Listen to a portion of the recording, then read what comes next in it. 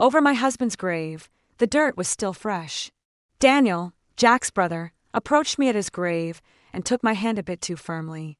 I stared into his eyes, still crying, expecting him to console me, but he instead sat down in front of me, right in front of everyone who had come to grieve. As he took a little, black velvet box out of his coat pocket, my breath stuck in my throat, paralyzing me. "Jack would have wanted you to be taken care of, and I promise you'll never have to be alone." Daniel spoke gently at first, but loud enough for everyone nearby to hear. "Get married to me." My entire universe came to a halt.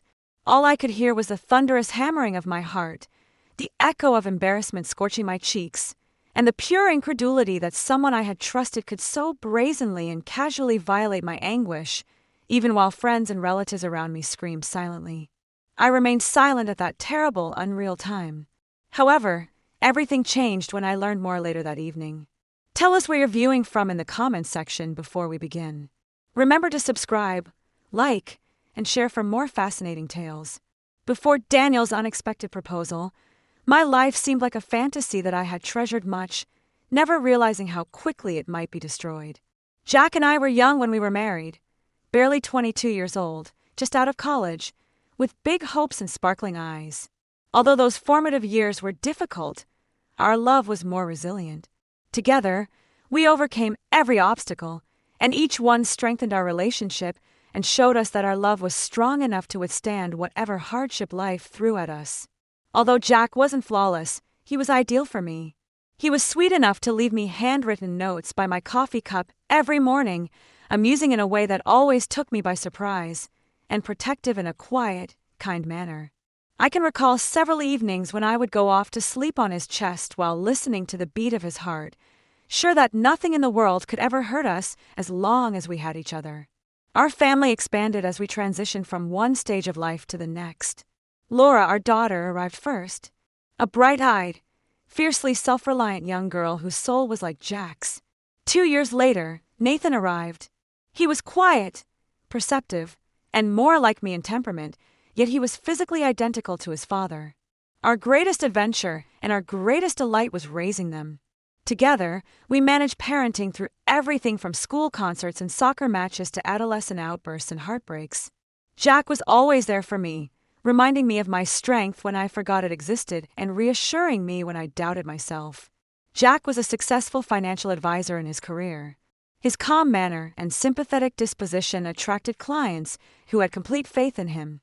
He was consistent, loving, and trustworthy at home. Together, we created a cozy home where love was freely expressed. We frequently had birthday parties, holiday dinners, and backyard barbecues, filling our house with warmth, laughter, and the comforting chatter of those we cared about. Jack's 3-year-old younger brother Daniel was a frequent visitor to our parties. He was tall, endearing, and a little more outgoing than Jack. His loud laugh and extravagant tales frequently filled rooms. I had assumed that Daniel and Jack had always been close. Daniel, who was unmarried and had a history of bouncing between relationships, often made jokes about how he envied Jack's secure life, lovely family, and seemingly ideal marriage. Those remarks at the time appeared to be harmless jealousy from a sibling who hadn't yet discovered happiness of his own. Jack and I had to relearn our lives as empty nesters once Laura and Nathan left to go to college. We grew closer as a result. Every evening, we went on lengthy walks while holding hands and talking about our hopes for the future. Italy, Greece, and the quaint home in Maine that Jack constantly talked about were among the vacation spots we had fantasized about but put off due to family obligations. Our dreams seemed more real, more accessible.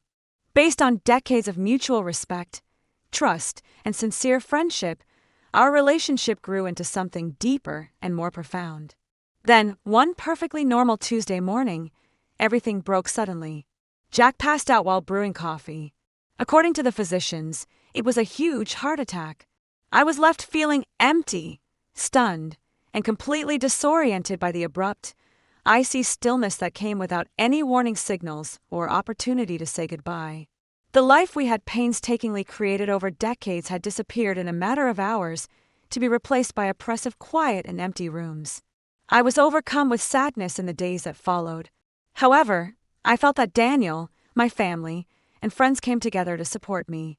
Daniel appeared to be especially present, helping with setup, guest relations, and paperwork that I was too emotionally spent to deal with.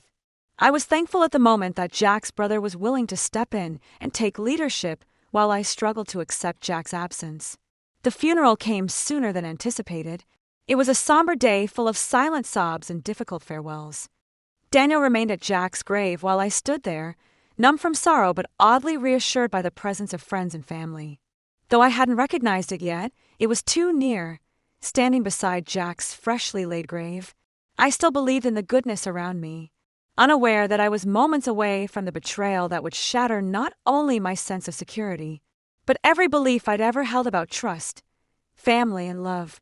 The first moment I sensed something was wrong happened nearly a year before Jack passed away. It was subtle enough that at first I brushed it aside as nothing more than Daniel's quirky sense of humor, but it lingered uncomfortably in the back of my mind, leaving behind a quiet sense of unease. We were celebrating our 21st wedding anniversary. Jack had planned an intimate gathering at our home, inviting our closest friends and family.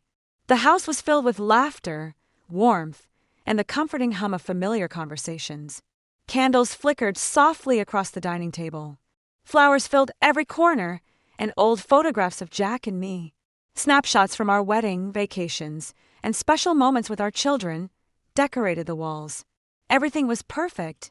Jack stood up during dinner, tapping his glass gently. The room fell silent, and I felt warmth rush to my cheeks as he began speaking. "Jessica, these 21 years have been the best of my life," he said, his voice filled with sincerity and tenderness. "Every moment, every challenge we've faced, every joy we've celebrated, I wouldn't trade them for anything. You're my best friend, my partner, the love of my life. And I hope you know just how grateful I am every single day." His words brought tears to my eyes, the gentle kind that rise from pure happiness. I smiled, squeezed his hand, and felt a wave of gratitude for the life we'd created together. As our friends cheered and raised their glasses, Daniel stood abruptly, commanding everyone's attention. Jack glanced at him curiously, but smiled warmly, welcoming whatever his younger brother had to say. Daniel held his wine glass, smirking slightly in a way I'd never fully liked, a mixture of charm and sharpness that always made it difficult to read his intentions. "Congratulations to my favorite couple," Daniel began smoothly. "You know, watching Jack and Jessica has always given me something to aspire to. Jack has the perfect wife, the perfect family, and the perfect life. I can't help but envy it all." Polite laughter echoed around the table. Daniel was known for his humor and bold statements, so no one seemed to suspect anything unusual. But Daniel didn't stop there. He turned directly toward Jack, his expression oddly serious beneath the smile. "You know, Jack, if you ever decide you want out, or if, heaven forbid, anything ever happens to you, just know that Jessica wouldn't have to look far to find another husband. I'd be more than happy to step in and pick up where you leave off." His comment hung in the air. My smile froze awkwardly, my heart giving a strange, uncomfortable twist. Around me, laughter was mixed with surprised gasps, a few whispers and uncertain glances. Jack hesitated, clearly caught off guard by the unexpected jab. But Jack, always diplomatic and kind, quickly laughed it off, patting Daniel on the shoulder. "Careful, Dan," Jack joked, easing the tension with practiced charm, "or I'll think twice before inviting you to our next anniversary." More laughter broke out, diffusing the moment, but my discomfort lingered.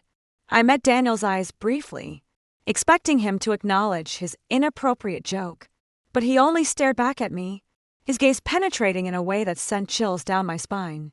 There was something there, something that felt almost possessive. A chill settled in the pit of my stomach, though I couldn't fully explain why. Later that evening, after our guests had gone home and the house was quiet again, I mentioned my discomfort to Jack. He brushed it off lightly, reassuring me in his gentle way. "You know Daniel," he said softly, wrapping his arms around me. "He's always trying to be funny. Sometimes he misses the mark." I wanted to believe Jack's explanation, wanted to trust that Daniel had just made a misguided joke and nothing more. But even as I smiled and nodded in agreement, a nagging feeling persisted, gnawing gently at my subconscious. It was subtle, easy enough to push aside, but it stayed with me, a faint whisper of doubt, planting the seed of unease deep within my heart. In the weeks that followed, Daniel's remark faded slowly from my mind, overshadowed by life's demands, family responsibilities, and happier moments with Jack and the kids. But every now and then, in quiet moments, the echo of Daniel's voice and the intensity of his gaze resurfaced, whispering quiet warnings I struggled to silence. I had no idea at the time how prophetic Daniel's joke would become, or how painfully close it was to the truth that would soon unravel our family and the life I'd always believed was safe. Over the months that followed Daniel's unsettling joke, I tried to bury my unease beneath everyday routines, family commitments, and the comforting presence of Jack. But as much as I wanted to dismiss that subtle red flag, small incidents began piling up, each quietly chipping away at my confidence, my sense of belonging, and ultimately my identity. It wasn't sudden or dramatic. It was gradual, slow enough that I almost didn't notice the erosion happening until I was already neck-deep in emotional quicksand. It started innocently enough with small comments from Daniel, scattered lightly into conversations as if they meant nothing. He'd stop by our home unexpectedly, sometimes joining us for dinner, making himself comfortable as though our home was his. Daniel would compliment the meal, saying, "You know, Jess, Jack's lucky he married a woman who takes such good care of him. If anything ever happened, he'd never find another woman who'd put up with him the way you do."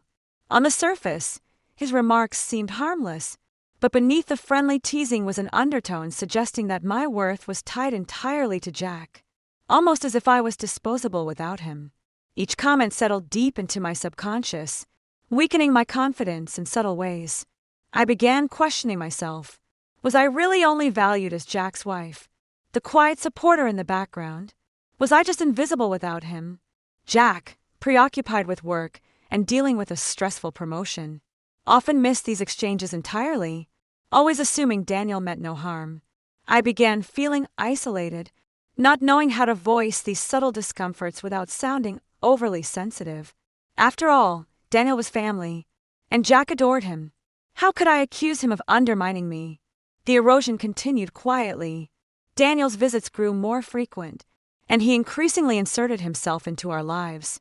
Once, during a gathering with neighbors, Daniel casually mentioned how I wouldn't survive a day without Jack's guidance. Everyone laughed lightly, assuming it was a joke, but the words felt heavy, lingering in my chest. Jack squeezed my hand reassuringly, smiling and shaking his head, oblivious to the hurt Daniel's words had caused me. Gradually, I felt like I was becoming invisible. During family discussions, Daniel would speak over me, gently dismissing my ideas, subtly encouraging Jack and even our children, Laura and Nathan, to doubt my judgment. At times, I'd catch my daughter Laura glancing uncertainly at Daniel, silently checking for his approval before acknowledging my thoughts. That hurt more deeply than anything else, to feel my own child turning to someone else first, leaving me sidelined in my own family. Soon, even at home, my voice began fading quietly into the background. Decisions I used to make confidently now became group discussions orchestrated by Daniel, who skillfully guided the family toward his opinions. Even the simplest choices, vacation destinations, dinner menus, household routines, started to reflect Daniel's preferences, while mine slowly faded away unnoticed. Jack, too busy and distracted by work, never seemed to notice the shift. If he did, he assumed I was simply tired or quiet, not realizing that my silence was born from emotional fatigue, from the deepening sense of irrelevance I felt within my own family. Then came a particularly painful moment during a casual Sunday dinner at our home. Daniel arrived unexpectedly, joining us at the table.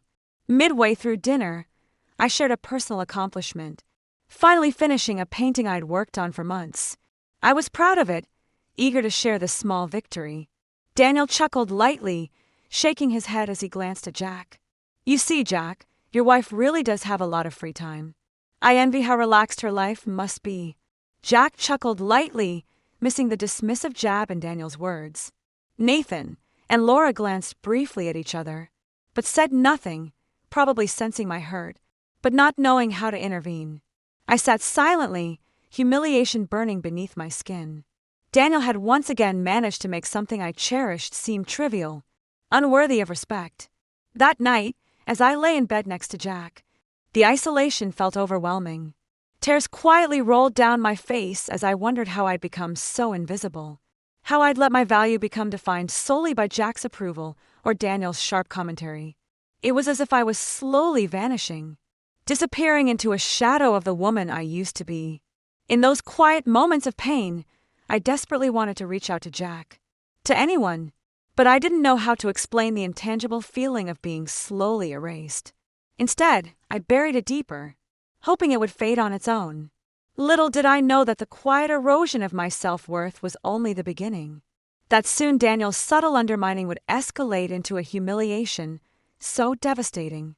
It would forever alter the life I thought I knew. The moment of humiliation that finally broke my carefully guarded composure happened at the most vulnerable time in my life. Jack's funeral. That day was already filled with unbearable sadness, loss, and grief. But Daniel found a way to deepen my pain, quietly shattering my dignity when I least expected it. The funeral service had ended, and close friends and family gathered back at our home for the reception. I was emotionally drained, feeling as though I'd been hollowed out by the reality of Jack's absence. I moved through the house mechanically, nodding weakly to condolences offered, the endless stream of sympathetic smiles and comforting touches becoming blurred and meaningless. Eventually, needing a brief moment alone, I slipped out of the crowded living room and into the hallway, desperate for quiet. As I leaned against the wall, eyes closed, gathering the strength to face the guests again, I overheard voices drifting from the kitchen nearby, familiar voices that instantly froze me in place. Daniel was speaking to our close friends, including two couples Jack and I had known for years, Tom and Olivia and Mark and Sarah. His voice carried easily through the open doorway, relaxed yet authoritative, the way Daniel always sounded when holding court. "You know Jessica's going to be completely lost now," Daniel said, his tone filled with feigned concern. "Jack was her entire life. Without him, she has no direction, no clue how to manage things on her own." A murmur of polite agreement followed, but Daniel wasn't finished. "I honestly worry about her. Jack always made all the important decisions. I just don't think she's capable of handling this on her own, emotionally or practically." I stood frozen, disbelief choking the air from my lungs. My face burned hot, humiliation prickling beneath my skin. Daniel, the person I had assumed was supporting me, was instead undermining me in front of the very people whose respect I valued most. He was quietly, confidently erasing my dignity in a matter of moments. "She's fragile," Daniel continued smoothly, the words slicing through me like a blade. "I know it might seem quick, but honestly, I'm going to have to step in to handle things. I'll take care of her, otherwise she'll fall apart." He chuckled lightly, and I imagined his familiar, easy smile that always won people over. There was no mistaking the subtle authority in his voice, the way he had positioned himself as my savior, convincing everyone around us that without his intervention, I would crumble. "Oh, Daniel, you're such a good man," Sarah responded, her voice sympathetic and admiring. "Jessica's lucky you're willing to step up. She's always seemed a bit delicate to me." Delicate! The word hit me with shocking force, reducing everything I'd ever accomplished, the family I'd raised, the strength I'd quietly held through life's ups and downs, to nothing more than a fragile, helpless victim. I desperately wanted to step into that kitchen, confront Daniel, and defend myself, but something stopped me. A combination of raw shame and overwhelming grief left me paralyzed, speechless, powerless to fight back. I felt utterly humiliated, stripped of the ability to defend myself in front of those who had known me for years. Daniel had expertly reshaped their perception of me, and in that painful instant, I realized the quiet damage he'd inflicted over months had succeeded. Just then, footsteps approached. Laura stepped into the hallway, her face softening with relief when she saw me. "Mom," she said gently, unaware of what I'd just overheard. "Everyone's asking about you." My heart broke further as I realized that even my own daughter seemed to see me through Daniel's distorted lens. Fragile, incapable, needing care. I forced a smile, silently choking back the tears threatening to spill down my face. "I'll be there in a moment," I whispered weakly, unable to meet her eyes. Laura nodded hesitantly, sensing my distress but uncertain how to handle it. Okay, she said softly, turning back to the crowded living room, leaving me alone once more. In that painful solitude, I felt utterly humiliated, stripped bare of dignity and respect, diminished in the eyes of those I cared about. Daniel's quiet betrayal wasn't just a personal attack. It had reshaped my entire identity in the eyes of the people who mattered most. I felt suddenly small, invisible, and desperately alone in my own home, mourning not only Jack, but the person I'd always believed I was. As I stood there trembling, absorbing the painful reality of Daniel's betrayal, something hardened within me. A quiet resolve began to form beneath the humiliation. I didn't yet know how, but I knew one thing for certain. Daniel had underestimated me for the last time. But even as this realization began to form, I had no idea the depth of betrayal still awaiting me, or how soon I would be forced to face an even darker humiliation, one that would force me to walk away forever. After the funeral, things moved quickly, but not in a direction I expected. I thought I would have time to grieve, to sit with my sorrow, and figure out how to navigate life without Jack. Instead, I found myself being quietly displaced emotionally, financially, and socially by the very person who was supposed to be helping me heal. Daniel started showing up more often, but now with a subtle shift in tone. He wasn't just helping, he was taking over. He insisted on managing Jack's accounts, saying it was too overwhelming for me to deal with. When I expressed discomfort, he reassured me like I was a child, saying, "Jess, I know this is too much right now. Just focus on getting rest. I'll take care of everything." At first, I resisted, but then I began second-guessing myself. Was I being unreasonable? Was I too tired to make good decisions? The truth was, I was exhausted. I wasn't sleeping. I wasn't eating. The loss of Jack felt like a weight pressing on my chest day and night. And Daniel knew that. He used it. I started noticing more things slipping out of my hands. Appointments were made without me. Bills were paid through accounts I hadn't touched. Jack's lawyer stopped calling me directly and began going through Daniel. Our kids, Laura and Nathan, were both leaning on their uncle more and more. He painted himself as the one holding the family together. And the worst part, I let him, not because I trusted him anymore, but because I didn't have the strength to fight. Then came the final blow. It was about 2 weeks after the funeral. Daniel asked me to sit with him in the living room. His demeanor was oddly formal. Laura was there, too, sitting quietly across from me, her face tight with anxiety. I could already feel something was wrong. "Jess," Daniel began, folding his hands like some kind of benevolent businessman. "I think it's time we talk about what's next. You can't live in this house alone. It's too much for you. Too many memories, too many expenses. I've spoken with the lawyer and looked into your options." I stared at him, stunned. "What do you mean, my options?" "I mean," he said gently, "I think it would be best if you took some time away. Maybe stay with your sister for a few months. Let me handle the estate, the house, the finances. I can make sure everything stays in order while you regroup." I looked to Laura for support. She didn't meet my eyes. She just stared at the floor. "You want me to leave my home?" I asked, barely able to form the words. "No one's forcing you," Daniel said, smiling slightly. "But I think it's what Jack would have wanted. You need peace right now. This place, it's not healthy for you. And honestly, there are a lot of complicated matters that need to be handled. You shouldn't be dealing with all this stress."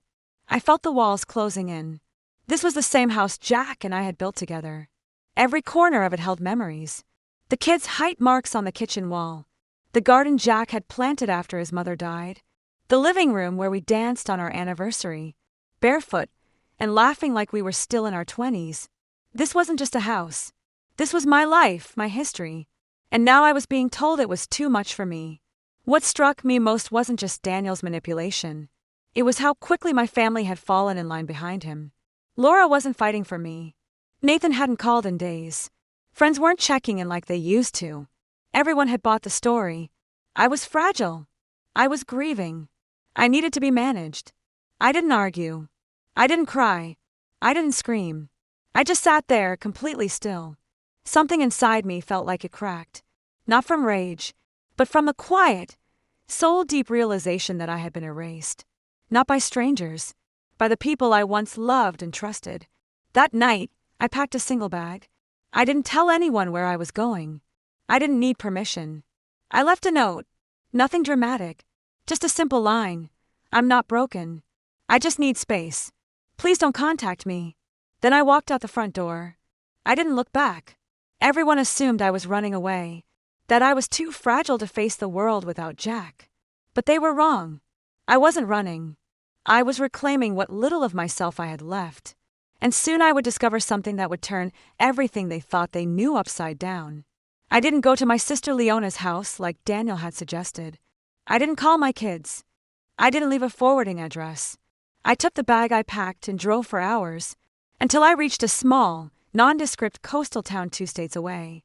A place Jack and I had once visited in our early years together. Back then, we said we'd come back someday. I never thought I'd return alone, with no plan, no clarity, and nothing but grief clawing at my chest. I rented a modest room at a worn-down inn just off the main road. It wasn't much. Stiff sheets, flickering hallway lights, and the faint scent of mildew in the walls. But it was quiet, anonymous. No one knew me there. No one asked questions. And in that silence, for the first time since Jack died, I could finally hear myself think. But the silence didn't bring peace. It brought pain. In that tiny room I unraveled. Everything I'd held together for weeks. The polite smiles, the small talk, the nods of gratitude for casseroles I never ate, finally collapsed. I cried for hours, for days even, until my throat was raw and my body ached from holding in too much for too long. I wasn't just mourning Jack. I was mourning the life I thought I had, the people I thought were in my corner, and the woman I had been before I allowed myself to become invisible. I skipped meals. I slept during the day and wandered the beach at night, bundled in Jack's old sweater, breathing in the salt air and wondering what it would feel like to disappear completely. There were moments, dark, terrifying moments, when I questioned whether I even wanted to keep going. Not in the dramatic way people might assume, but in the slow, quiet kind of grief that makes even brushing your teeth feel pointless. The worst part wasn't the loneliness. It was the realization that I had become so completely dependent on others. On Jack to make the big decisions, on Daniel to handle the mess he created, on my children to validate my role as mother. That once they were gone, I didn't know who I was anymore. I was 60 years old and didn't recognize the woman in the mirror. My hair, once neatly styled, hung limply around my face. My skin looked pale, tired. My clothes didn't fit right. I looked like someone who had given up. And for a while I had. There was a coffee shop down the street from the inn. On the 3rd morning, I walked there in wrinkled clothes, hoping for something hot to hold in my hands. The girl behind the counter smiled, asked my name, and when I hesitated, she said gently, "You don't have to tell me. I'll just write, mystery lady." I almost cried right there at the counter. That small act of kindness from a stranger, something so simple, pierced straight through the numbness. I sat by the window with my coffee and stared out at the gray waves crashing against the shore. And I began writing. Not anything profound or structured, just thoughts, memories, pain, questions. I scribbled onto napkins, receipts, the margins of a newspaper. And for the first time in weeks, I didn't feel completely adrift. But make no mistake, I was still at rock bottom. I had no contact with my family. I hadn't spoken to my children. My bank account was dwindling fast. I had no job, no purpose, and no plan. I was living off the last bit of cash Jack had tucked into an envelope in our emergency drawer.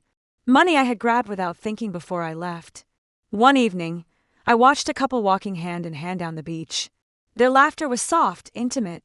The man tucked a strand of hair behind the woman's ear, and she leaned into him without thinking. I turned away quickly, the ache in my chest almost unbearable. That had been Jack and me once. It felt like another life now. That night, I returned to the inn and sat on the edge of the bed, hands shaking. I reached into my bag, pulled out Jack's old journal, the one I always teased him about for carrying on our trips, and clutched it like a lifeline. I hadn't read it yet. I wasn't ready. But something about that night, something about the silence, the ache, the sheer emptiness, told me it was time. And as I opened the cover and saw the letter from Jack's lawyer tucked neatly inside, a strange, quiet pulse of electricity ran through me. My fingers trembled. My heart pounded. I hadn't vanished completely. Not yet. Something was waiting for me inside those pages. Something that would change everything. I didn't open the journal immediately. I sat there for nearly 20 minutes, just holding it in my lap, staring at the cracked leather cover. It smelled like old paper and aftershave, a scent that made my chest tighten with longing. Jack used to write in it late at night when he thought I was asleep.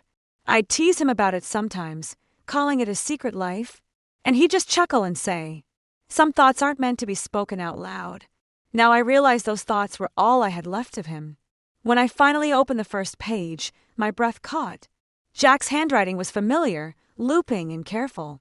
But there was a new heaviness to it. The entries weren't long. Some were just a paragraph, others only a sentence. But each one pulled me deeper into his mind and revealed a truth I hadn't been prepared to face. It started months before his heart attack. Jack had been worried, not just about work or health, but about Daniel. At first, the entries seemed vague. "I don't trust the way Daniel looks at her. I've seen it more than once. Told Daniel not to speak to Jessica that way again." He laughed it off, but I saw the edge in his smile. He asked what would happen to Jess if something ever happened to me. Brushed it off like a joke, but it didn't feel like one. My heart started to race. The more I read, the clearer it became. Jack knew. Maybe not the full extent, but he'd sensed something was deeply wrong. Something predatory in the way Daniel had begun orbiting our life, circling closer every month.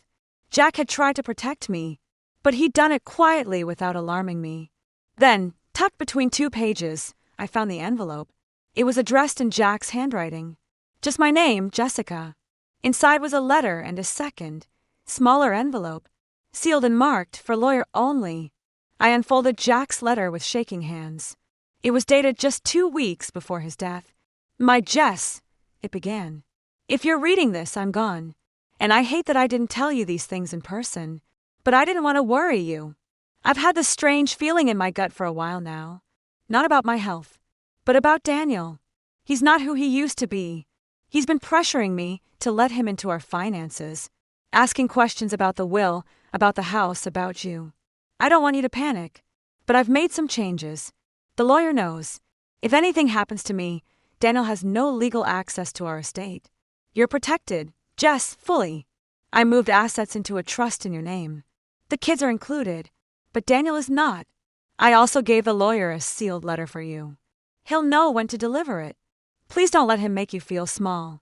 You've always been the strongest one between us. You just forget sometimes. Take care of yourself. Find your voice. You deserve peace. I love you always, Jack." I clutched the letter to my chest, overwhelmed by a wave of grief. And then something else. Relief, vindication, strength. Jack had seen what I couldn't. He had believed in me, even when I hadn't known I needed believing. I hadn't been crazy. I hadn't imagined Daniel's intentions. Jack had left me a map, a way out, a way forward. The second envelope contained detailed instructions, written with the kind of precision Jack was always known for. It listed our attorney's name, the law firm, account details, and a signed document indicating the transfer of control over our assets to me and our children, with a very specific clause. Daniel was to have no authority, claim, or access to anything. If he attempted to insert himself, the lawyer had been instructed to block him immediately.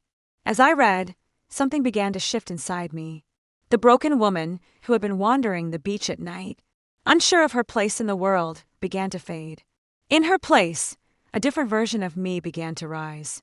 Someone steadier, sharper, quieter, but no longer silent. Jack hadn't just protected me with love. He'd protected me with strategy, with foresight, with trust in who I truly was, even if I had forgotten for a while.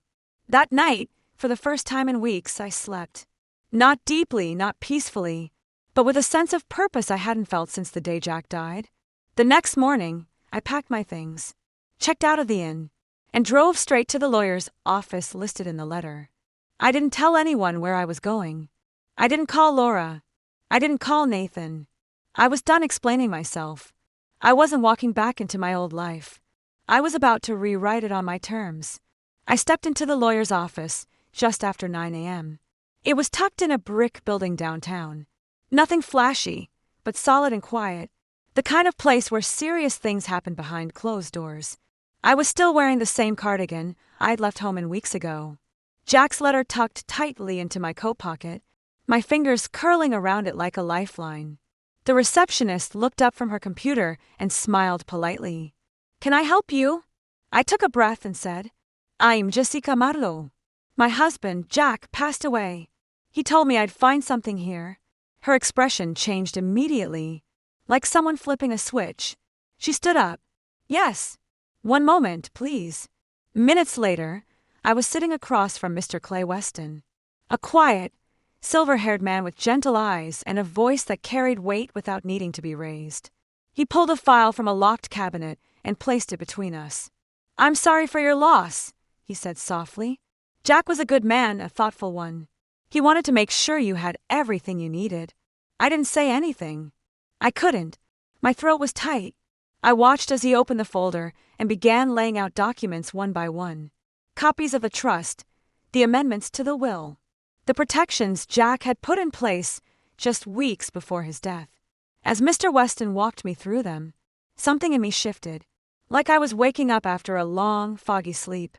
Jack had done more than just leave me money. He'd restored my dignity. He had ensured that Daniel couldn't touch anything. Not the house, not the accounts, not even my children's inheritance. The trust was ironclad. My name was on everything. I hadn't lost everything after all. I'd only been led to believe I had. As Mr. Weston spoke, I realized how deeply I had been manipulated. I thought I had nothing, no options, no voice. But that wasn't true. Daniel's power over me wasn't legal. It was emotional, and that spell was finally broken. When I left the office, I didn't cry. I didn't fall apart. I drove straight to a small motel off the highway, rented a room with a working phone, and started making calls. First to a financial advisor Jack had once mentioned, someone he trusted, then to a woman I knew from church, a former real estate agent who now worked with widows starting over. I called a tech support line and had help resetting every password Daniel had likely touched. I set up new accounts, rerouted funds, and canceled access to shared systems. It was slow, methodical work, quiet, but every step made me feel stronger, clearer. For the first time since Jack's death, I didn't feel like I was reacting. I was choosing. I stayed in that motel for 3 days. During the day, I made phone calls, built a paper trail, took notes. At night, I wrote in a notebook I bought from the gas station next door. Long, honest reflections about what had happened, about what I had allowed, about what I would never allow again. The shame began to lift. I wasn't weak for grieving. I wasn't naive for trusting Daniel. I was human. I had loved deeply.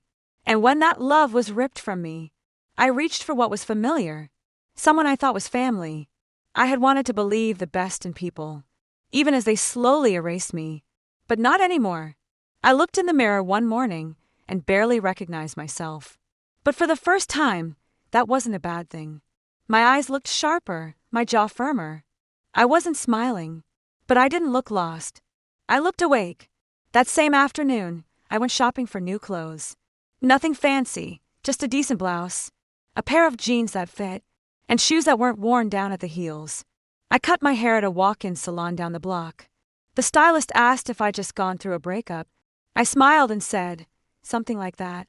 By the time I left the motel, I was no longer the woman who had stumbled into that in weeks earlier, dazed and drowning. I didn't have everything figured out, but I had a plan. I wasn't going to confront Daniel just yet. I wasn't ready to be seen. What I was ready for was silence. Not the silence of grief, the silence of strategy. Because from now on, every move I made would be deliberate, every step calculated. He thought I vanished because I was broken. He was wrong. I vanished because I had finally remembered who I was. There's a certain kind of strength that doesn't come with loud declarations or grand gestures. It's the kind that grows in quiet rooms behind closed doors, when no one's watching. That's the kind of strength I found in the weeks that followed. I didn't go back home. Not yet. I wasn't ready to walk into the same house where Daniel had taken over my life, or to face Laura and Nathan when I wasn't sure what they believed about me anymore. What I needed first was control, not just over my finances, but over my story, my presence, my future. And I knew that if I went back too soon, they'd still see me through the lens Daniel had painted, fragile, grieving, unstable. So I moved in silence. I rented a furnished apartment under a different name, using the trust funds Jack had secured. It was small, just one bedroom and a tiny kitchen, but it felt like mine. For the first time in years, I had a space where no one had an opinion, where no one interrupted my thoughts, where every decision was mine and mine alone. I hired a lawyer, not Jack's, not because I didn't trust him, but because I needed someone new, someone neutral. I wanted fresh eyes on the paperwork Daniel had handled after Jack's death. Within a few days, I had confirmation. Daniel had attempted to gain legal authority over the estate. He'd pushed for emergency control of assets, under the claim that I was mentally unwell and too emotionally compromised to manage affairs. I wasn't shocked, just cold, steady. He had actually tried to have me declared incapable. But thanks to Jack's protections, the attempt had failed. The trust structure Jack created had blocked Daniel at every turn. But no one had told me that. Daniel had let me leave believing I had nothing, when in fact I still owned everything. The betrayal still stung, but now it fueled me. My lawyer helped me reclaim control officially and fully. We reissued documents, changed account access, filed protections that made it impossible for Daniel to touch anything going forward. I requested a forensic review of all financial activity after Jack's death. I wanted a paper trail, not for revenge, but for truth, for the moment I would one day need to speak with my children and show them everything in black and white. I also started documenting everything. I wrote down the timeline from Jack's first suspicions in his journal, to the day Daniel proposed at the funeral, to every conversation I remembered in painful detail. I gathered names, dates, accounts, records. Not because I wanted to take Daniel to court, not yet, but because I knew men like him. They gaslight. They twist facts. They make people question what they saw. I wanted to be prepared for every lie he might tell. During this time, I stayed completely off social media. No posts, no messages, no updates. I knew people were talking. Laura had texted me once, simply, "Where are you?" I didn't respond. Nathan called a few times, too. I let it go to voicemail.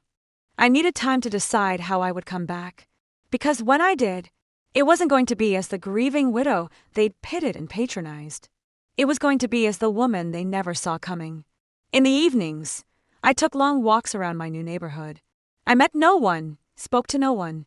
I listened to music Jack used to love, old jazz, soft piano, and I let myself feel everything. The anger, the heartbreak, the slow rebuilding of self-worth that comes when you stop asking for permission to exist. I started cooking again. Small meals at first, then full recipes from memory. I bought a journal and wrote letters to Jack, some filled with love, others with frustration, but always honest. He had given me the tools. I was learning how to use them. I even got a part-time job at a local bookstore. Nothing big, just a few hours a day shelving, organizing, helping customers. But it reminded me that I had value outside of anyone's approval, that I could start over on my own terms. Every day, I moved with intention. Every choice was a step toward rebuilding. Not the life I once had, but the life I now deserved. I didn't tell a soul what I was doing, because the most powerful moves are the ones no one sees coming. And when I did return, when I finally stepped back into their lives, it wouldn't be to ask for space or understanding. It would be to take back everything that was already mine. It started small, imperceptible to anyone who wasn't paying close attention. A blocked access code here, a legal letter there, quiet disruptions that Daniel couldn't trace back to me, but that slowly unraveled the illusion of control he had so confidently wrapped himself in. First, he tried to access the estate's financial portal, the same one he told everyone he was managing on my behalf. The login was denied twice. Then a notification went to my lawyer instead of him. He must have thought it was a glitch at first, but it wasn't. Then came the accounts. Funds he assumed were frozen or under review had been fully transferred to a secure trust. My trust. Automatic payments stopped going through. Cards tied to the household account were declined. His name was quietly removed from all remaining shared documentation. Daniel started calling people, lawyers, financial advisors, even Jack's old colleagues, trying to figure out what had changed. But the doors he once walked through so easily were now closed, locked. And he didn't have the keys anymore. Laura reached out to me again. This time, she left a voicemail. "Mom, Uncle Daniel says something weird is going on with the will. He said there might be fraud or tampering. Are you okay? Should we talk?" I didn't respond. Not yet. Let him guess. Let them all wonder where I was and what I was doing. The attorney handling the trust called to inform me Daniel had requested a copy of the estate paperwork, under the guise of clarifying Jessica's intentions. The request was denied.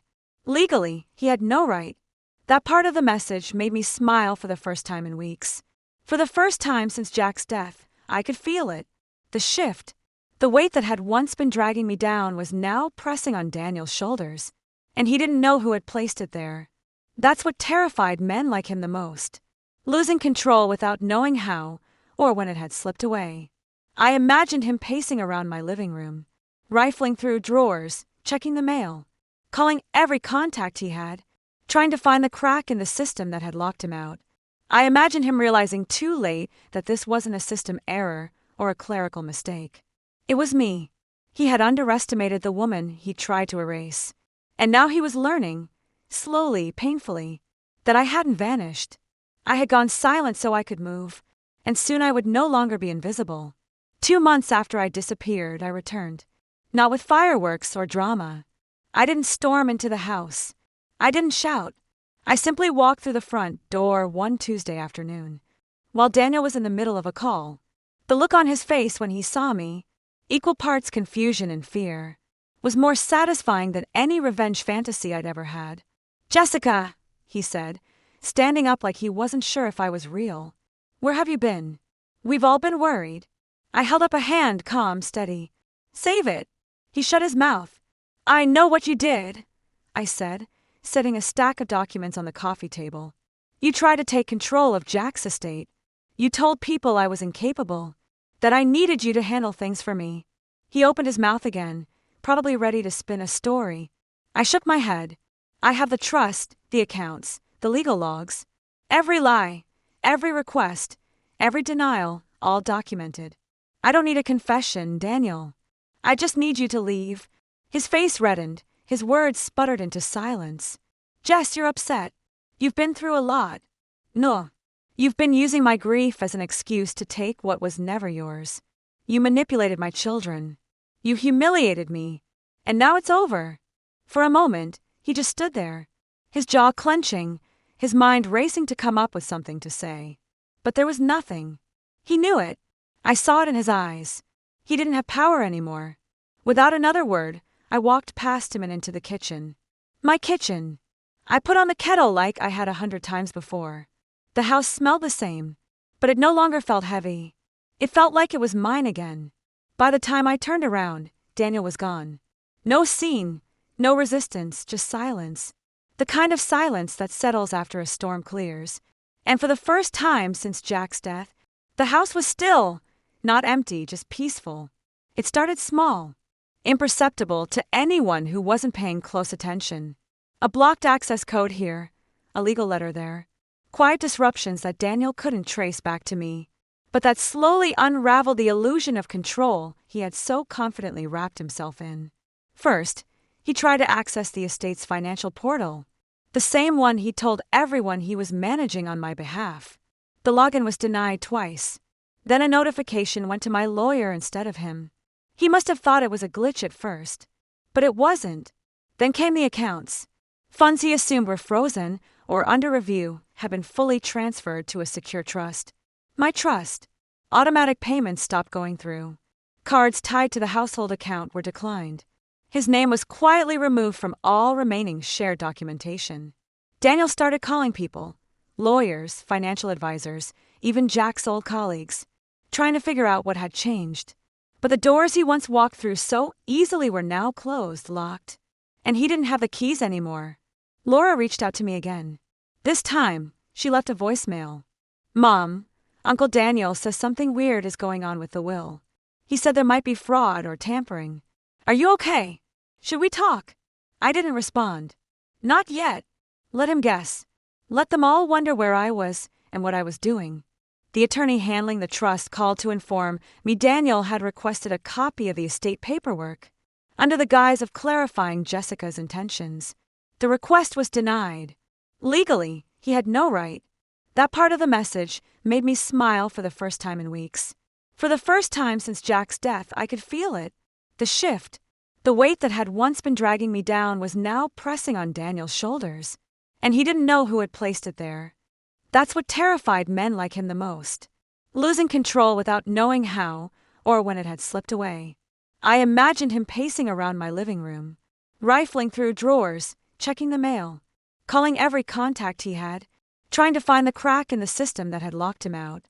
I imagined him realizing too late that this wasn't a system error or a clerical mistake. It was me. He had underestimated the woman he'd tried to erase. And now he was learning, slowly, painfully, that I hadn't vanished. I had gone silent so I could move, and soon I would no longer be invisible. 2 months after I disappeared, I returned. Not with fireworks or drama. I didn't storm into the house. I didn't shout. I simply walked through the front door one Tuesday afternoon, while Daniel was in the middle of a call. The look on his face when he saw me, equal parts confusion and fear, was more satisfying than any revenge fantasy I'd ever had. Jessica, he said, standing up like he wasn't sure if I was real. Where have you been? We've all been worried. I held up a hand, calm, steady. Save it. He shut his mouth. I know what you did, I said, setting a stack of documents on the coffee table. You tried to take control of Jack's estate. You told people I was incapable, that I needed you to handle things for me. He opened his mouth again, probably ready to spin a story. I shook my head. I have the trust, the accounts, the legal logs. Every lie, every request, every denial all documented. I don't need a confession, Daniel. I just need you to leave. His face reddened. His words sputtered into silence. Jess, you're upset. You've been through a lot. No. You've been using my grief as an excuse to take what was never yours. You manipulated my children. You humiliated me. And now it's over. For a moment, he just stood there, his jaw clenching, his mind racing to come up with something to say. But there was nothing. He knew it. I saw it in his eyes. He didn't have power anymore. Without another word, I walked past him and into the kitchen. My kitchen. I put on the kettle like I had 100 times before. The house smelled the same, but it no longer felt heavy. It felt like it was mine again. By the time I turned around, Daniel was gone. No scene, no resistance, just silence. The kind of silence that settles after a storm clears. And for the first time since Jack's death, the house was still, not empty, just peaceful. I thought the confrontation would be the end of it. I believed that once Daniel left, I'd finally have closure. But poetic justice has a way of writing its own ending. And it came not with vengeance, but with truth. About 2 weeks after Daniel left the house, my attorney called with an update. I expected it to be routine, maybe some final paperwork or another form to sign. But his voice carried a weight I hadn't heard before. We received a response to our forensic request, he said carefully. There's something you need to see. He sent the files over that afternoon. What I read stunned me. Daniel hadn't just tried to manipulate the will or the estate after Jack died. He had been trying to interfere before Jack passed. According to flagged bank activity and logged email trails, Daniel had made multiple attempts, some subtle, others bold, to move assets into joint accounts under his name. He had even reached out to a separate attorney behind Jack's back, posing as Jack's proxy, trying to gain early access to trust information. But the part that chilled me most was the timeline. Jack had updated the trust and written that letter to me within days of Daniel's final attempt. Jack knew. He saw the danger, and he'd acted just in time. The full report painted a clear picture, not just of greed, but of premeditated deceit. Daniel wasn't a grieving brother trying to protect his family. He was a man who saw an opportunity in his brother's vulnerability and tried to take it all. I sat with the evidence for a long time, the weight of it pressing into my bones. I could have taken it further. Filed charges, gone public, exposed everything. But I didn't. That kind of justice would have been about making noise. Instead, I let the quiet power of the truth do its work. I forwarded the report to my children. No commentary, no drama, just the truth. And then I waited. A week passed before I heard from Nathan. He called just after midnight. Mom. His voice was thick with guilt. I didn't know. I swear I didn't know. I believe you, I said softly. Then Laura called. She was crying before she even said hello. I'm so sorry, she whispered. I believed him. I let him speak for you. I didn't even ask if you were okay. I didn't say anything for a while. I wanted to be angry. I had been angry. But more than that, I had been erased. And that was something they would have to sit with. Not me. You don't have to explain, I finally said. But you do have to remember what it felt like to forget me. The weeks that followed were quiet. Laura began texting every few days. Small things, recipes, memories, photos of Jack I hadn't seen before. She never asked to visit, but I could feel the question building. Nathan sent me a handwritten letter, something I didn't expect. In it, he wrote not just about Daniel, but about his own guilt, how he'd watched me shrink and hadn't stepped in, how he thought silence was the same as respect. Then, one Sunday afternoon, there was a knock at the door. It was Laura. She looked older somehow. Not physically, but in the way people do after they've seen the truth and had to live with it.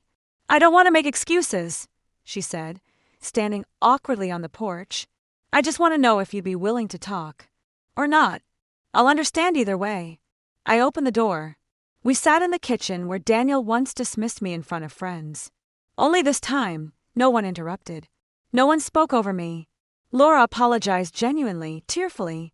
And I listened. I didn't rush to forgive her, but I also didn't hold it over her head. I could see she'd learned something. Not just about Daniel, but about me. Later that evening, Nathan called while Laura was still there. I put him on speaker. We laughed hesitantly at first, then freely. It wasn't a full return to the way things were. That version of our family was gone. But what was left, what was growing now, felt honest, real. I didn't need their approval anymore. I didn't need to be seen to feel worthy. But I welcomed their presence, because this time I was no longer seeking a place at the table. It was me that said it. A few weeks later, I was standing by myself in the garden behind the home, which Jack used to care for every Saturday morning with silent devotion. Every time his tomatoes grew too large, they would spill out of the cages as if they had something important to prove. Just the way he liked it, the wild and overgrown rosemary shrub remained. I took a deep breath and rubbed my fingers through the leaves. I was struck by the smell as if I had missed a recollection. Jack, his stability, the life we had created together, season by season, layer by layer. However, it wasn't as painful as it once was. I wasn't depleted by it. I had come back here with more than sorrow. I had come back clear-eyed. I had found refuge in the solitude I had previously feared. I had learned the truth about Daniel, my kids, and, above all, about myself from it. I was not the frail lady they had pictured, the distraught widow who couldn't bear it. I remained upright.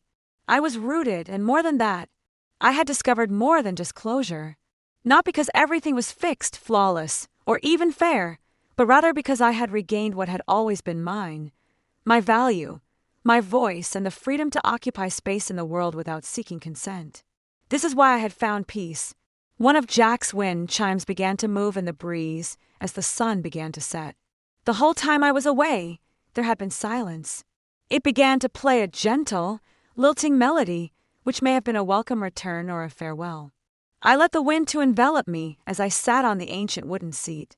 The lady waiting to be selected was no longer me. The lady who made her own decision was me. There was no triumph or retribution at the end of this tale. Peace, something far more potent, was the result. I appreciate you listening. Remember to subscribe. Please share your experience in the comments if you have ever felt invisible.